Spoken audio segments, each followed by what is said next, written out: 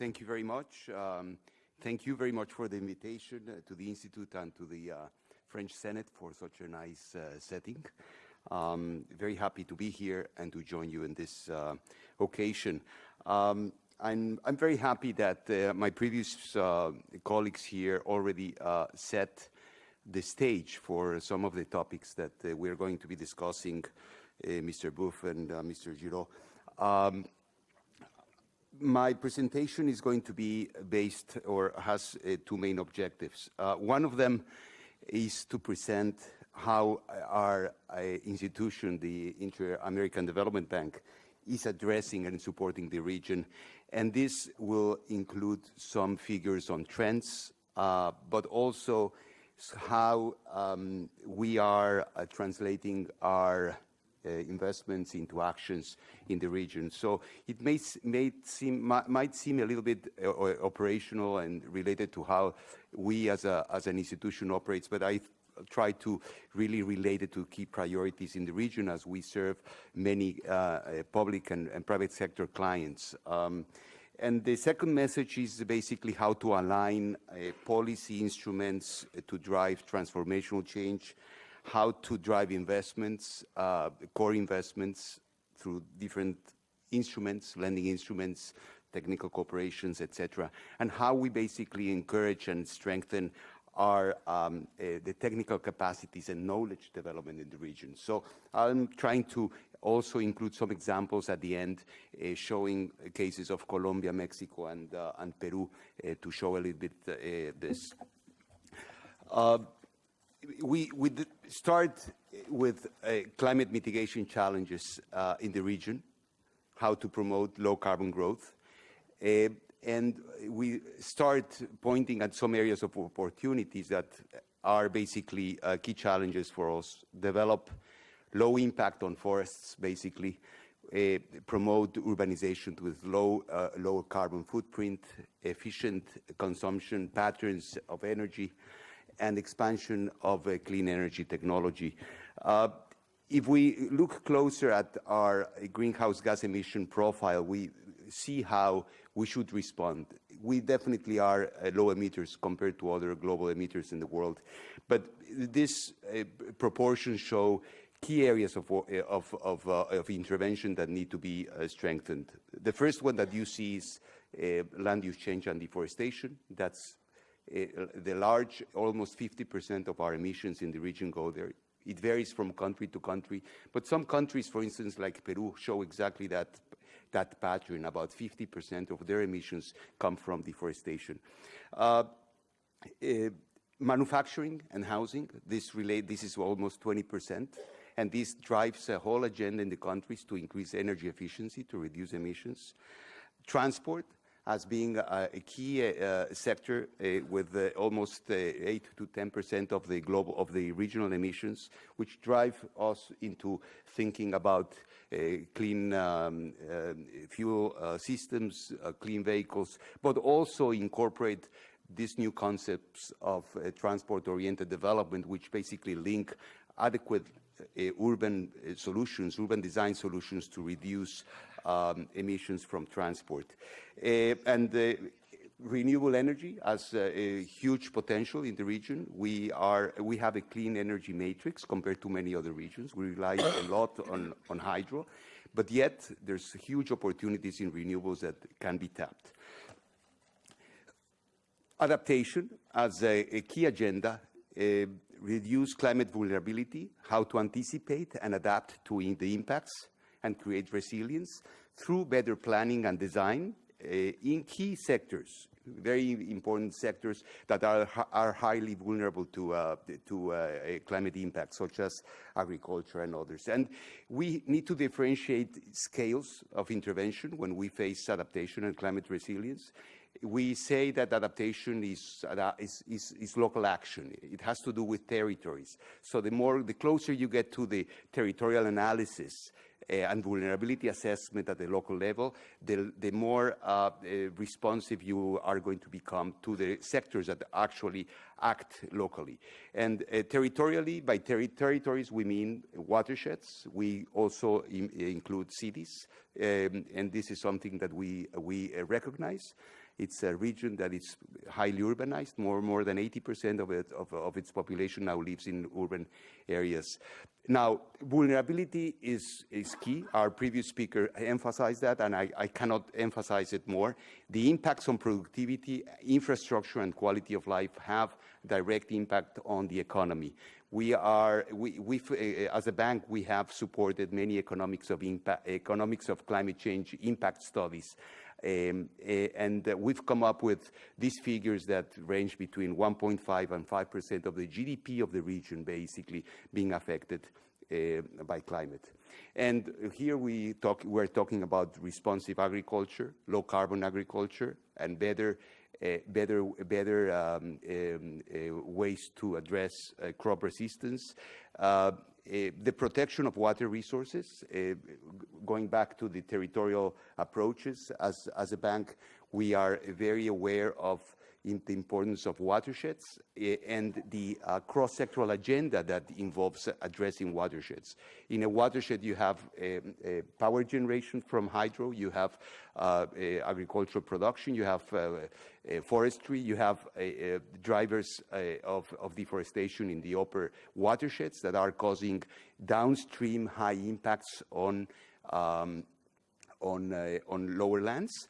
The image that you see here on the right is an image of Villahermosa, Tabasco. That's 2007 hurricane that basically devastated the economy of the state. It created a loss of 25 to 30% of a loss in its economy at the state level.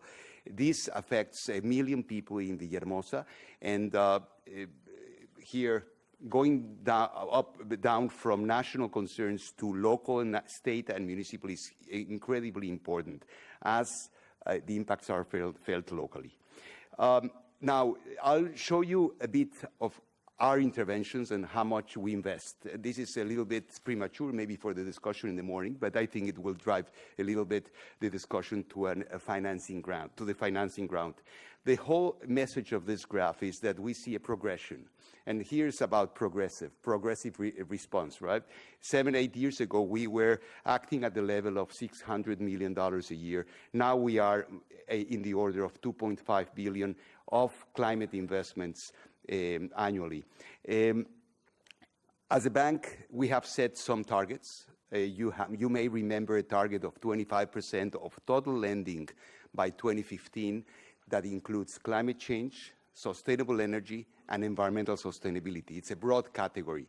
We have surpassed that target. If you take only climate, we are talking about 18% of our portfolio already in climate, which is a very interesting outcome. Now, when you see the peaks show a very important period between 2009 and 2013 that we channeled vast amounts of money for policy-based loans. Our partners in the MDB world, including the know about policy-based loans. We engage with countries in this kind of instruments where you transfer funds for budget support in a country based on a matrix based on conditionalities that address climate priorities, and only until you reach those conditionalities can you disburse the loan. This is a very interesting instrument. We had very clear interventions in Mexico, Peru, Colombia, even in Trinidad and Tobago in the Caribbean with policy-based loans, and that's how you see that peak. Now, we do have various windows at the bank, and this is important to know. Who's the actor here? I mean, are we talking about public funds only or not? Here, again, 75% of our lending in the past, between 2009 and 2014, were to public sector.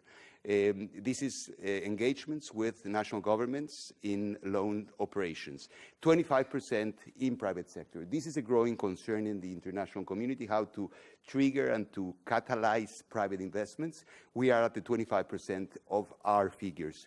We are also counting on external resources that need to be mobilized. And this is a discussion that is here, and it will be all the way to Paris, how to actually mobilize the expected resources. We channel of the climate change resources that we have, 8% come from external resources. We've been very active in mobilizing CIF funds, GEF funds, and hopefully will be active in and actively engaged in the Green Climate Fund once accreditation and everything else is reached. Just on the CIF funds, we've mobilized close to $400 million. This is, if you recognize those acronyms: Clean Technology Fund, Forest Investment Program, Pilot Project for Climate Resilience, and Small-Scale Renewable Energy. This is all CIF programs that we've channeled funds. Just briefly, we have almost 90% of our climate investments put into mitigation. I'm quoting this because the residual, which is at 10%, is low compared to the needs. And this is basically, our previous speakers already addressed that. We need to push for adaptation, and the international community knows about it. What we have in our mitigation agenda is 40% in renewable energy. We've managed to assist countries in using unused renewable energy potential. This is solar, wind, and lately we've been engaged heavily on geothermal, which is geothermal energy is largely untapped resources that is plenty in the region that can solve a lot of the challenges towards a low-carbon economy. Energy efficiency, the low-hanging fruit, has been there forever, and it will be there forever because improving consumption of energy is key. We cannot increase supply facing the huge energy needs in the future without thinking about the energy consumption. We need to open new sources of energy, but we need to become much more efficient in using them. Sustainable transport, this is a key area in our transport sector. We have a very active transport division, and they are aligning year by year projects in support of sustainable transport in many cities. So cities, in the agenda is big, and most of it is really trickled through sustainable transport. Adaptation, it's only 10–11% of our lending. We want to increase it, and we need to increase it. And big challenges are there. The benefits of adapting are shown in the future. We are talking about long-term sustainability of hydrologic resources. We are talking about supporting the agricultural sector in the future. And we are talking also about climate-proofing infrastructure. I mean, how do you climate-proof infrastructure now so that in 20, 30, and 50 years we'll still be there, lasting, facing extreme weather and extreme events in the coming up.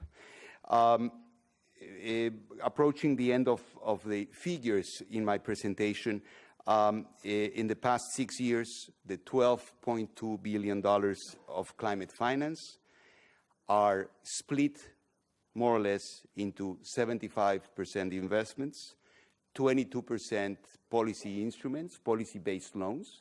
This is enough. This is good.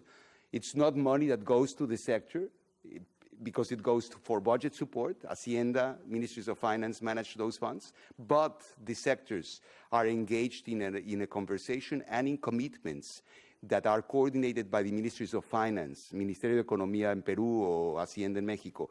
And they are coordinating a cross-sectoral agenda with all the involved sectors. And this is incredibly important to have the financiers and the budget people at the national level sitting and interacting with the sectors and meeting targets. We only have 3% of our climate spending in technical cooperations. These are funds that are mobilized through various funding mechanisms. We mobilize lots of donor funds. And you might have heard about this very interesting fund that we established 6–7 years ago, and that is the SECI funds, with contributions from quite a few partner countries. and this is basically 30% of all the technical cooperations come from that fund. So as an institution, having established a dedicated fund for climate change 8 years ago is a big thing. We are showing very good results in terms of knowledge development, capacity building in the countries, etc. Policy instruments, as I said, are the policy-based loans, and they split between cross-sector, I mean, policy-based loans that meet various sectors' objectives, and renewable energy and sustainable transport. Now, where are we in the international finance world? And this is not including IFD yet. I'm not including all the activity that the IFC, or the International Finance Development Club, that puts together 21 or 22 agencies, institutions, mostly national development banks, including AFD. It's not including those figures. But we are talking about close to $24 billion in 2013. That's in 1 year. And of that, 80% goes to mitigation activities, 20% to adaptation. In LAC, we have 2.8. That means 12% of that total engagement of those MDBs goes to LAC, 85% mitigation and 15% adaptation. And then lastly, IDB provides 1.2 billion, which is basically 43% of the total MDB engagement in LAC. So we are an important actor. We are very close to the region. We are doing 90% in mitigation. We still need to grow and improve our capacities in adaptation. David, please, can you go to your conclusion? Yes. Complementary, what I just have to show you is the complementarity between policy instruments, investments, including IDB resources and others, mobilization of external resources, critical and technical cooperations, and this looks like a machinery that basically you set in motion. You set in motion knowledge and capacity building. You articulate it to the right policy development in the region, and capacities institutionally, and the right regulations and laws. And then you basically mobilize the public and private finance to make that happen. So on that tone, I would like to thank you very much, and hopefully this panel will shed lights on this and other issues related to our agenda. Thank you.